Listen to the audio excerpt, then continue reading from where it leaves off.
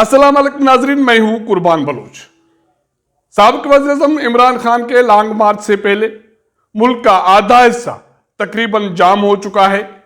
कल अटक पुल मैदान जंग बन सकता है, लेकिन उससे पहले तहरीक इंसाफ और हुक्मरान जमात के रहनुमा मुज़ाकरात के लिए तैयार हो गए हैं। वाकई रियासती इदारों ने, सियासी जमातों ने सबक सीख लिया है कि मसाइल का हल मुज़ाकरात में है। अब देख रहे हैं यह है कि कल सुबह तक क्या नताइज सामने आते हैं, क्योंकि तहरीक इंसाफ के रहनुमा कहते हैं कि हर सूरत में लॉन्ग मार्च किया जाएगा और मखलूत हुकूमत की काबीना का फैसला है कि किसी सूरत में इमरान खान को लॉन्ग मार्च करने की इजाज़त नहीं दी जाएगी। अगर ऐसा होता है तो क्या मुल्क मौजूदा हालात में किसी टकराव का मुतहमिल हो सकता है या कोई थर्ड फोर्स मुल्क में मुदाखलत कर सकती है? मौजूदा सूरत हाल का जायजा लेने की कोशिश करेंगे। जिन दोस्तों ने मेरा चैनल सब्सक्राइब नहीं किया या नए दोस्त देख रहे हैं तो सब्सक्राइब करें, वॉच करें और शेयर करें। नाज़रीन, इस्लामाबाद का हिसास जोन, रेड जोन तकरीबन सील हो चुका है, जिसमें हिसास इमारतें हैं, पार्लियामेंट हाउस है, सुप्रीम कोर्ट है, सफारत खाने हैं, फॉरेन ऑफिस है, पीटीवी का दफ्तर है, वज़ीर-ए-आज़म हाउस है और सेक्रेटेरिएट है। इस इलाके में जाने वाले तकरीबन सारे रास्ते बंद हैं। सिर्फ एक रास्ता खुला हुआ है, मरगला रोड वाला, जिसकी वजह से उस रोड पर शदीद दबाव है और ट्रैफिक जाम की सूरत हाल बनी हुई है। जिस वक्त मैं ये प्रोग्राम कर रहा हूं उस वक्त इस्लामाबाद हाईवे को ब्लॉक करने का अमल जारी है। फैजाबाद पुल पर कंटेनर लगाए जा रहे हैं और इस्लामाबाद और पेशावर को मिलाने वाले मोटरवे पर अटक के पास कंटेनर लगाए जा चुके हैं और इसके साथ साथ इस्लामाबाद से लाहौर जाने वाले मोटरवे को भी ब्लॉक कर दिया गया है। चनाब पुल पर उसको ब्लॉक कर दिया गया है। इस सूरत हाल की वजह से मुल्क का आधा हिस्सा, पंजाब, KPK, गिलगित बल्तिस्तान, ये सारे जो रोड इंटरकनेक्ट हैं ये जाम हो चुके हैं। ट्रैफिक रुक गई है और सारी कौम की नजरें इस्लामाबाद पर हैं कि इस मौजूदा क्राइसिस को कैसे हल किया जा सकता है। साबिक वज़ीर इमरान खान कहते हैं कि वो हर सूरत में इस्लामाबाद की तरफ आज़ादी मार्च करेंगे। अब ये इनकलाब है, इसको कोई नहीं रोक सकता। हुक्मरान भूल में हैं कि वो किसी अवामी ताकत को रोक सकेंगे। मखलूत हुकूमत के वफाकी काबीना में ये फैसला किया गया है कि किसी सूरत में इमरान खान को इस्लामाबाद में दाखिल होने की इजाज़त नहीं दी जाएगी और उसको रोका जाएगा, क्योंकि इमरान खान फितना कराना चाहते हैं, फसाद कराना चाहते हैं। इस्लामाबाद को पुरअमन रखने के हवाले से इस्लामाबाद हाई कोर्ट का एक फैसला आ चुका कि किसी को भी अमन अमान हाथ में नहीं लेना चाहिए और पुरअमन नकुल हमल की इजाज़त होनी चाहिए। इसके साथ साथ तहरीक इंसाफ की तरफ से सुप्रीम कोर्ट में एक दरख्वास्त दाखिल की गई है कि पार्टी को आज़ादी मार्च की इजाज़त दी जाए। इसके हवाले से 3 रुकनी बेंच बन गई है और कल उसमें इस हवाले से समाअत होगी और ये कहा जा रहा है कि तकरीबन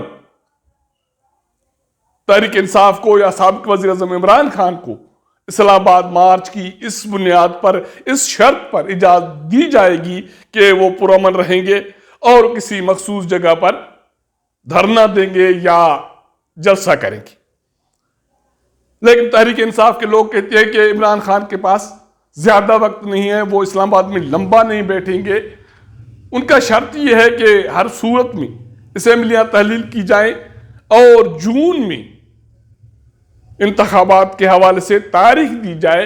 साबिक वज़ीर-ए-आज़म इमरान खान कबल इस वक्त इंतखाबात के लिए, मखलूत हुकूमत के लिए और रियासती इदारों के लिए ये रियायत दे रही है कि जून में मखलूत हुकूमत बजट पेश करे और उसके साथ साथ नए इंतखाबात के हवाले से तारीख का ऐलान किया जाए। इसके हवाले से मैंने पिछली रात भी एक प्रोग्राम किया था कि ये हल हो सकता है और इमरान खान ने वही बात की है।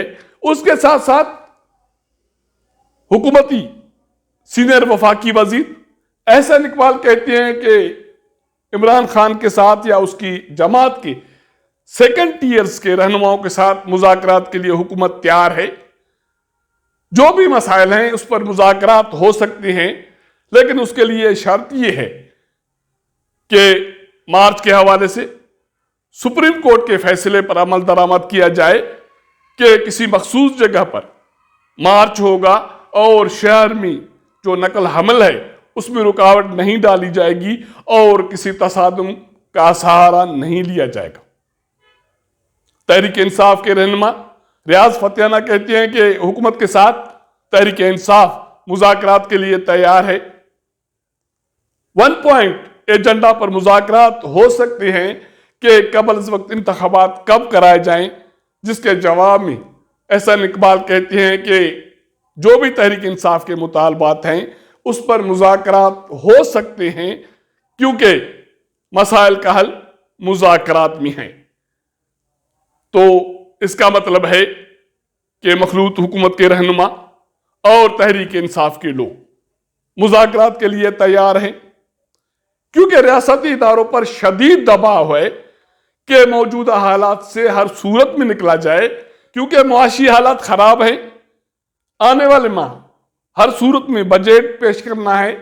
IMF کے ساتھ مذاکرات ہو رہے ہیں اور IMF کی طرف سے پاکستان کے لیے مالی بیل آؤٹ اس صورت میں منظور ہو سکتا ہے کہ پاکستان میں سیاسی استحکام ہو، امن امان کی صورتحال ہو.